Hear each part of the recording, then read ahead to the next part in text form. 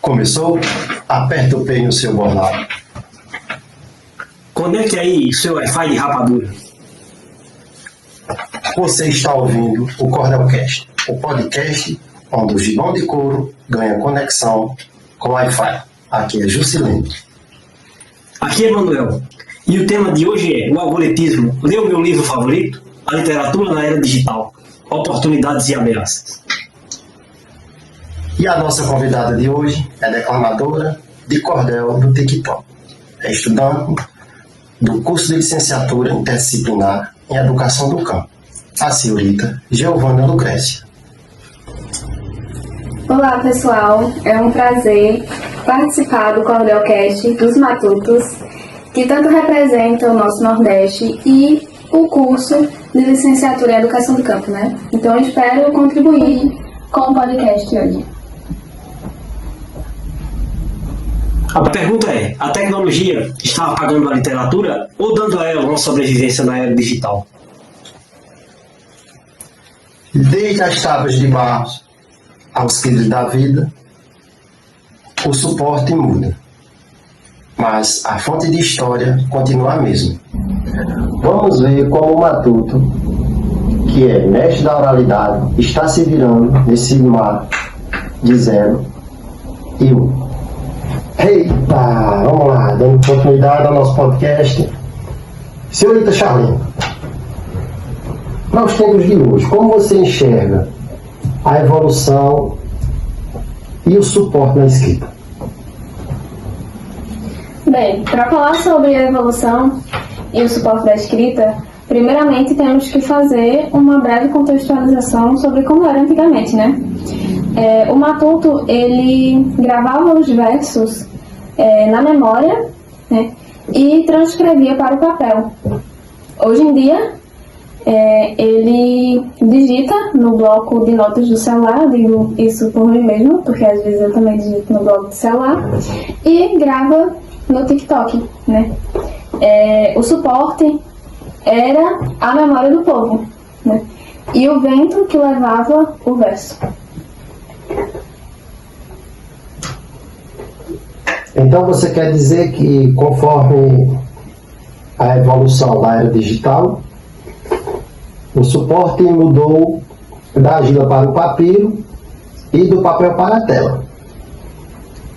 Mas a teoria da literatura nos mostra que a essência da ficção ainda resiste.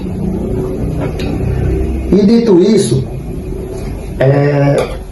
vamos nos aprofundar no miolo da nossa conversa. Pois aqui no Nordeste, a literatura nasceu foi no gogó, trazendo a poesia, o repente, o coco e entre outros. Mas, meus caros, os nossos artistas foram se adaptando à era digital. Eis a questão.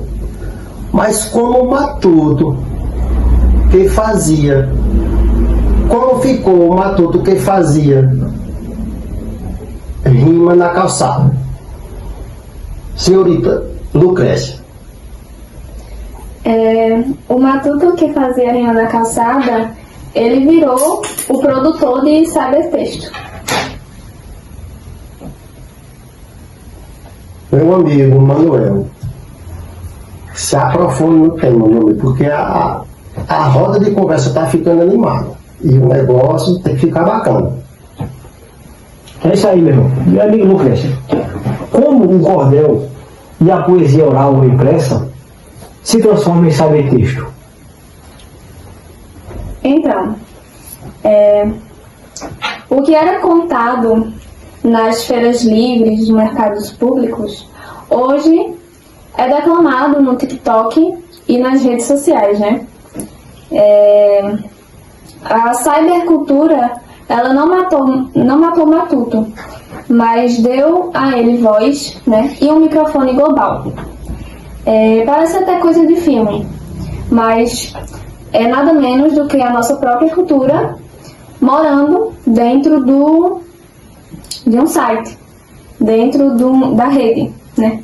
Se antes o cordel ele era pendurado em cordas, hoje é pendurado num vídeo, né, no feed do Instagram.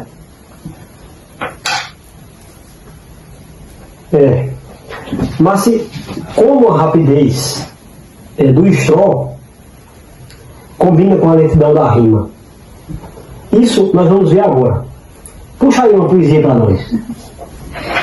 Eita. A palavra é maior que quem a diz, não pertence a um tempo ou alguém. A palavra dá voz a quem não tem. Na palavra, até triste, eu sou feliz. Dizem que as primeiras criações que os homens antigos inventaram eram coisas de pedra. Viajaram. Para mim, foram palavras de mil perdões. Afinal, foi o verbo estopim. Pois Deus disse: haja luz e houve luz. Tudo que é hoje existe então, traduz o poder da palavra que é sem fim. A palavra também é resistência. Se não fossem palavras repetidas, quantas lutas iriam ser perdidas pro barulho feroz da violência? A palavra é maior que um sotaque, é maior que um trejeito, é sem limite. É um ato político que, acredite, se ela não for medida, é um ataque. A palavra é remédio e também cura. Quantas vezes eu não tive bem, e ao ouvir as palavras de alguém, melhorou um pouquinho a rachadura. As palavras devem ser acolhidas, repetidas como instrumento vivo de expressão, como um protetor, um guardião das culturas antigas e sagradas. A palavra é disputa. Vai primeiro, não faz acepção. Por isso é linda, dá início a mil coisas, também finda, mesmo vinda de um falso, é verdadeira. Talvez elas quem nos experimentam. Elas existem porque nós precisamos. Até penso se nós as inventamos, ou será que elas que nos inventaram? O poeta é alguém que tem a alma mansa, que a palavra o fez ser escolhido. E aí fica dançando em seu ouvido o poeta explicando como dança. Lembro quando eu encontrei-me com a poesia, eu nem mesmo sabia que gostava. E não sabia também que precisava.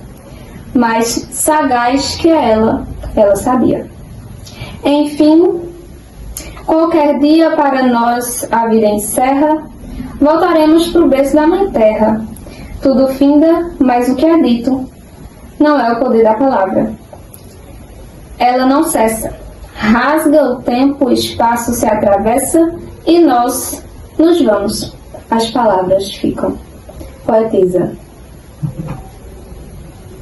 Eita, senhorita Lucrécia, que momento rico. É ou não? É isso aí. Como seria bom que todos os dias a gente tivesse uma roda tão bacana de conversa igual a essa e que possamos mostrar a resistência à cultura do nosso povo nordestino.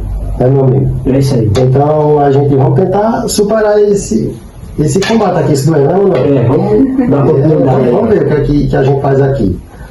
A literatura muda no compasso da inovação, sai do papel silencioso e na conexão. Entre telas e cliques se reinventa a criação. O leitor já não só lê, também comenta e recria, compartilha os pensamentos na veloz tecnologia, vira parte da narrativa que na rede se amplia. Surge saber texto vivo, misturando som Verso dança com coro, numa nova linguagem. Poemática se constrói através de mensagem. A poesia e a máquina no diálogo diferente. Algoritmos fazem rima com o poeta presente. Entre linhas de programa, nasce o verso de repente. Na tela bota um poema, com luz, cor e movimento. Palavras viram paisagens, no veloz enfrentamento. É poesia navegando nos caminhos do momento. No hipertexto um verso abre, outros ramos para explorar. Cada clique do leitor faz a história caminhar. Na interpretação da rede, nova forma de contar. Eita, Manuel, que negócio bacana. E assim vamos fechar mais uma etapa, né, do nosso podcast. Agradecer a participação da nossa colega Lucrécia. E vamos que vamos, né? Fazer esse negócio fluir, né, Manuel? E logo, alguns minutos, a gente voltaremos com o nosso podcast. Show! Eu ia comentar, mas nem precisou. Só comentar. Rapaz, que coisa linda, né? Declamaram o podcast inteiro num só cordão, né? Não precisa mais de nada.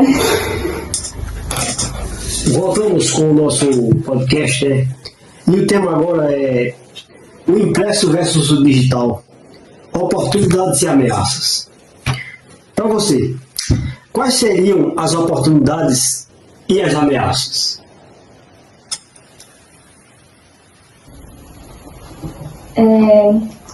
As oportunidades seria a democracia digital, porque o autor ele não precisaria mais de uma grande editora, porque ele mesmo publica os seus versos e a sua autoria nas redes sociais, né?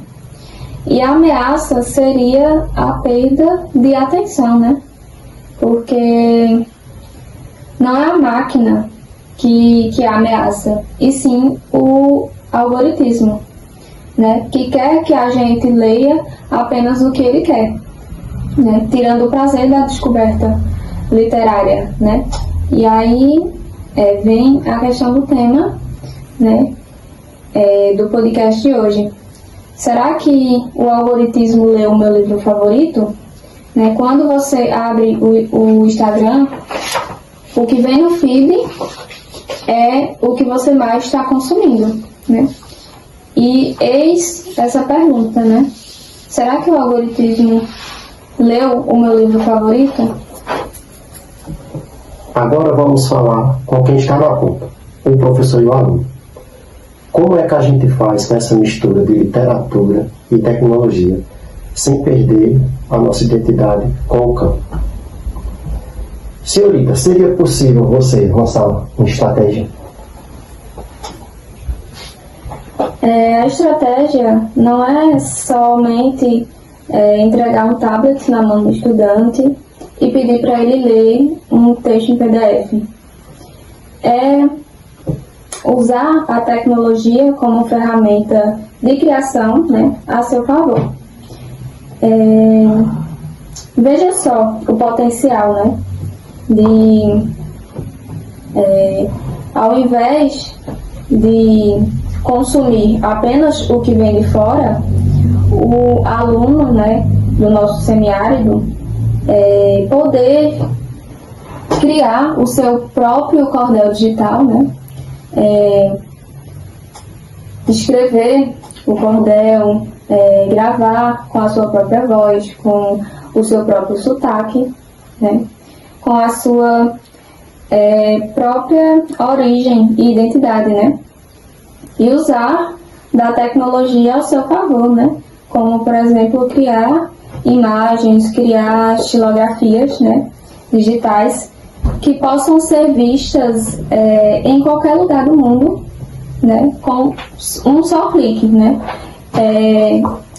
é o que, na teoria, né, podemos chamar de letramento da literatura digital.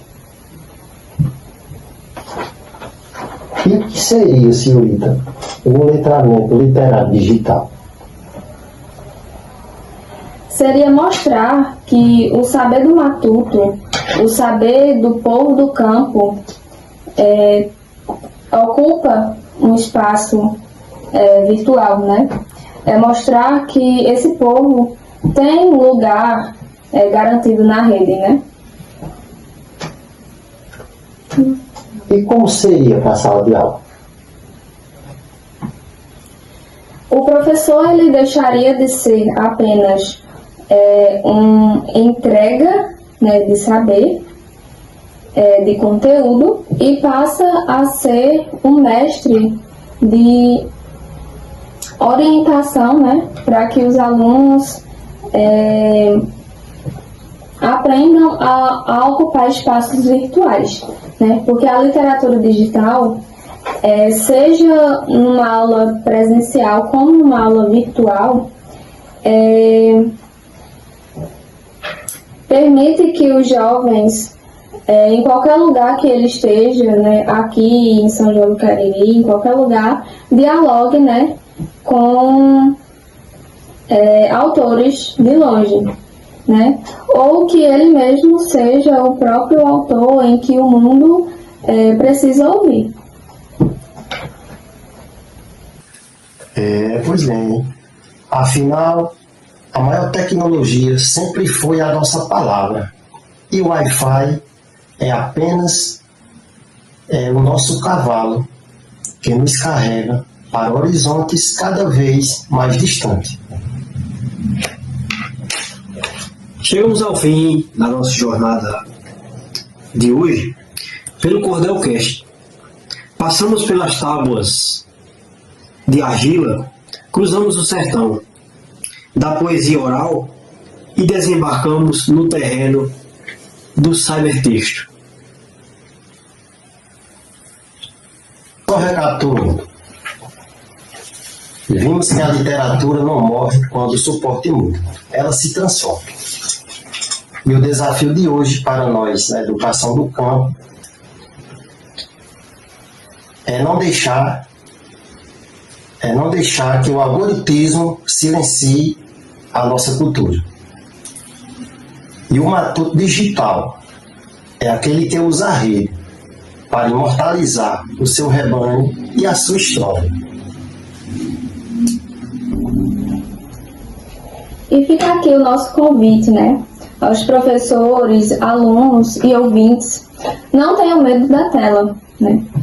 Usem como um novo jornal para guardar e espalhar as nossas riquezas literárias, né? Vamos ocupar o espaço virtual, né, com a força do nosso regionalismo. E fica a dica, né? A dica de leitura, né? O livro O que é Poesia? Coletânea literária, né? Que reúne os diversos poetas e poetisas do Nordeste, do Cariri e do Sertão, né, em uma obra que retrata, né, a verdadeira alma do sertanejo, que é a poesia.